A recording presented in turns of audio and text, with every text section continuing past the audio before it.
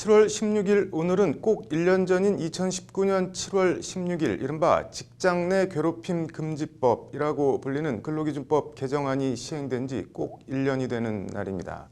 법 시행 1주년을 맞아 국회에선 오늘 관련 토론회가 열렸는데 오늘 로투데이에선 직장 내 괴롭힘 방지법 얘기 집중 보도해 드리겠습니다. 먼저 제가 될 때까지 태운다고 해서 태움이라고 불릴 정도로 심했던 병원의 직장 내 괴롭힘은 많이 개선됐을까요?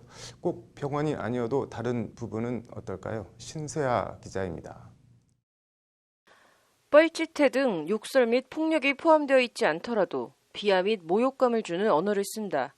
너무 심하게 무시하는 발언을 한다. 의사들이 간호사를 낮게 보는 게 있다. 같은 의료진으로 취급해주는 게 아니라 소리 지르고 무시한다. 폭언, 갑질, 한숨 등 무언의 압박을 겪곤 한다. 업무를 본인의 기준에 따라 판단하고 이를 지시하고 배우는 사람의 노력은 봐주지 않고 상대를 주눅들게 하고 업무를 더 힘들게 만듦. 직장 내 괴롭힘 금지법 시행 1주년을 맞아 공공운수노조 의료연대 본부와 건강권 실현을 위한 행동하는 간호사회가 지난 6월 의료연대 본부 조합원 등 1,320여 명을 대상으로 한 설문조사에서 나온 말들입니다. 실제 설문조사 결과 직장 내 괴롭힘에 대해 별로 안전하지 않다 32%와 전혀 안전하지 않다 8%를 합쳐 40%가 안전하지 않다고 답변했습니다. 직장 내 괴롭힘 방지법이 시행된 지 1년이 지났지만 간호사 등 의료 인력 10명 중 4명은 여전히 직장 내 괴롭힘으로부터 안전하지 않다고 여기는 것으로 조사된 겁니다.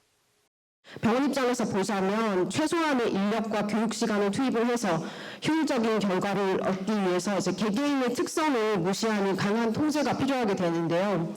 이에 따라서 병원에는 폐쇄적인 조직 문화가 형성이 되게 됩니다.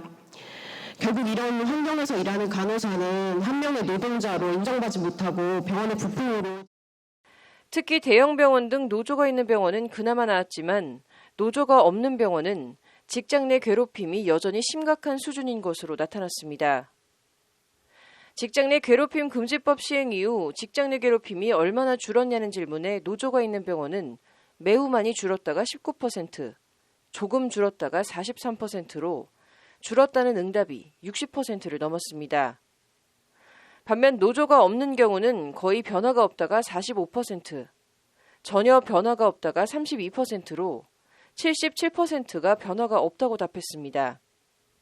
특히 직장 내 괴롭힘 수준의 심각성에 대한 질문에 노조가 없는 경우 16%가 매우 심각하다, 63%가 심각한 편이다라고 답해 79%가 심각하다라고 느끼는 것으로 조사됐습니다.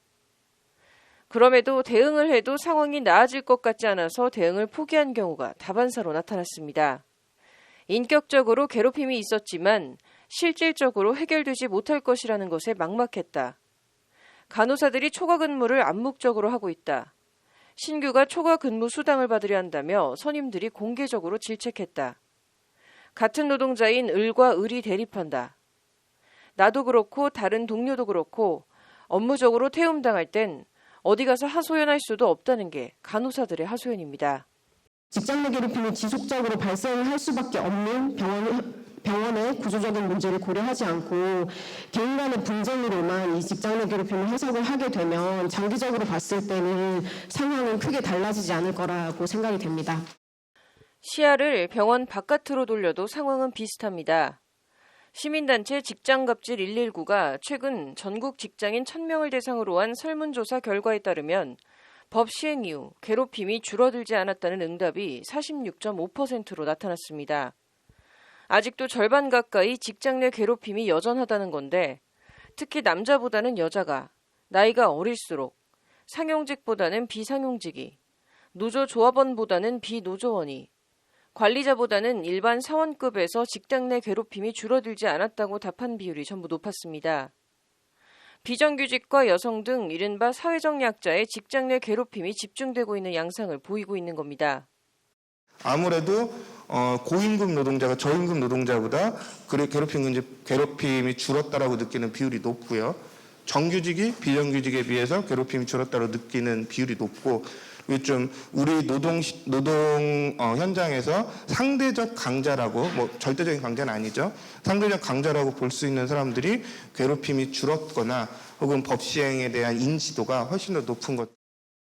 괴롭힘을 유형별로 보면 이게 눈에 안 보이냐, 눈가를 빼서 씻어줄 것 같은 폭언과 폭행, 네가 날씬하면 다야, 언제까지 가만둘 것 같아 같은 협박, 모욕, 명예훼손, 따돌림, 차별, 업무의 강요, 부당지시 등의 형태로 나타났습니다. 그런데도 회사나 노동청에 신고한 건 고작 3%밖에 안 되고 중복응답을 포함해 열의 6명 이상은 참거나 모르는 척한 걸로 나타났고 32.9%는 회사를 그만둔 것으로 나타났습니다. 직장 내 괴롭힘 금지법. 법은 있지만 정작 괴롭힘이 벌어졌을 때 법이 별 도움이 안 되고 있는 겁니다. 그러니까 법이 만들어지긴 했지만 여러 조치 의무나 여러 가지 의무들에 대한 것들의 규정들이 미비하다 보니 괴롭힘이 줄었다고 느끼긴 하지만 실제 내 경험이 확 줄어들지는 않는 뭐 이러한 결과들을 좀 만들었다. 여기에 5인 미만 소규모 사업장이나 최근 사회적 문제로 떠오른 경비원, 파견 특수고용직 등은 그나마 직장 내 괴롭힘 금지법 적용 대상에서 제외돼 있는 등 직장 내 괴롭힘 금지법 소기의 성과와 취지에도 사각지대와 한계 역시 뚜렷한 것으로 나타났습니다. 법률방송 신세아입니다.